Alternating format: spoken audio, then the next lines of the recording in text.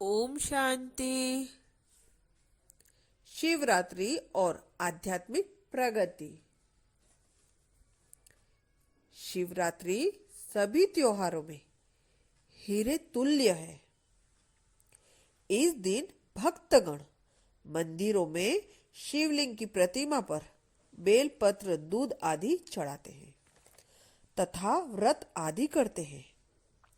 परंतु इस त्योहार के आध्यात्मिक रहस्य से बहुत कम लोग परिचित हैं। वैसे एक पौराणिक कथा भी है कि एक बार एक शिकारी जंगल में शिकार करने गया और वह वहां हिरण और हिरण की युगल जोड़ी पर बाण चलाने को उद्यम हुआ था कि वे दोनों बोले, हे शिकारी, अभी तुम हमें मत मारो।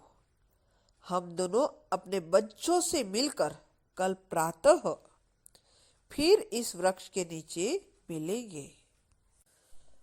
तब फिर आप हमारा शिकार कर लीजिएगा। यह कहकर वे दोनों हिरण अपने बच्चों से मिलने के लिए शिकारी से विदा हुए।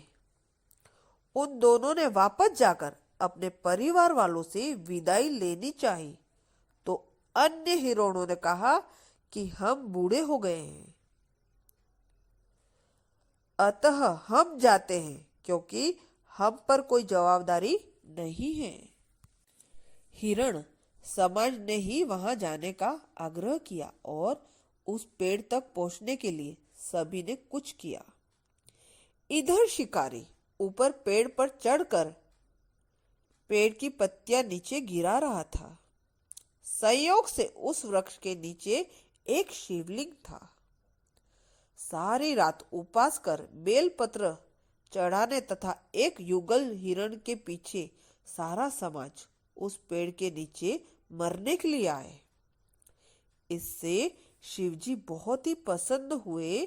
कहने का भाव यह है कि जैसे शिवजी हिरण युगल तथा शिकारी पर प्रसन्न हुए, वैसे ही हम सब पर भी प्रसन्न हो, इसलिए उपवास आदि रखते हैं। अब विचार करने योग्य बात यह है कि क्या इतनी छोटी सी कहानी इतने महान त्योहार का निमित्त कारण बन सकती है? शिवरात्रि का गूढ़ रहस्य क्या होगा? यह एक गूढ़ प्रश्न है। इस गूढ़ प्रश्न को समझने से ही हम शिवरात्रि के वास्तविक आध्यात्मिक रहस्य से परिचित हो सकेंगे। परमात्मा का नाम शिव है, ऐसा तो प्रायः सभी मानते हैं।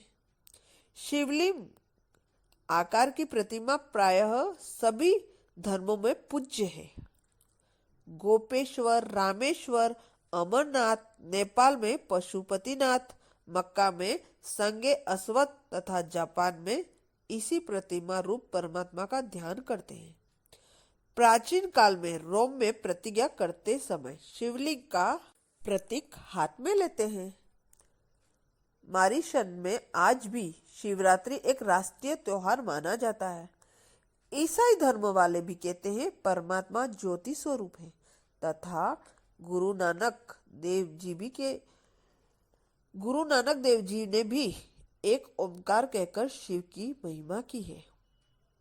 जैसे सर्व धर्म में परमात्मा का रूप बताया है, वैसे ही उनका सूक्ष्म रूप भी है। परमात्मा अर्थात परम आत्मा। उस परम आत्मा को हम स्थूल नेत्रों से नहीं देख सकते, बल्कि उन्हें देखने के लिए साक्षात्कार अथवा ज्ञान के तीसरे नेत्र की आवश्यकता है। उनका ज्योति स्वरूप शिवरात्रि आत्मा और परमात्मा के सच्चे संबंध की याद दिलाने वाला त्योहार है। शिव शब्द का अर्थ होता है कल्याणकारी, यानी कल्याणकारी परमात्मा ने रात्रि के समय आकर आत्माओं का कल्याण किया। इसी यादगार में शिवरात्रि का त्योहार मनाया जाता है। किंतु रात्रि शब्द भी एक प्रतीक है। ब्रह्मा का दिन और ब्रह्मा की रात्रि, दोनों को मिलाकर एक कल्प होता है। दिन में आत्माएं सतो प्रधान होती है और रात्रि में वे तमो प्रधान बनती है। अतः एवं तमो प्रधान आत्माओं को सतो प्रधान बनाने के जो उन्होंने दिव्य कर्तव्य किए, उसी का स्मरण उत्सव शिवरात्रि है। किंतु शिवरात्रि के दिन एक लोटी भांग पीने तथा व्रत रखने से हम इस त्योहार के वास्तविक रहस्य को नहीं जान सकेंगे। इसका वास्तविक आध्यात्मिक रहस्य समझने तथा अपनी आत्मा का कल्याण करने के लिए शिवरात्रि के त्योहार का नव मूल्यांकन होना जरूरी है। जैसे शिवरात्रि नए दिन का प्रारंभ तथा पुरानी रात्रि के अंत के साथ संबंधित है, वैसे ही हम भी अपने बीते हुए वर्ष के अंत की नए वर्ष के प्रारंभ से तुलना करें। मिलावे अर्थात गत वर्ष में हमने क्या प्राप्ति की और इसका त्याग किया, इसकी आध्यात्मिक तुलना करें तथा हिसाब निकाले। इस प्रकार शिवरात्रि का त्योहार सिर्फ एक दिन का नहीं, बल्कि अपनी प्रगति और प्रवृत्ति को नापने का तराजू बन जाएगा। अतएव निम्नलिखित बातों का विचार योग्य है। हमने सर्वप्रथम की श्रेष्ठता कितनी की आई? हमने सर्व प्रकार की श्रेष्ठता कितनी आई? संपूर्णता के कितने समीप पहुंचे?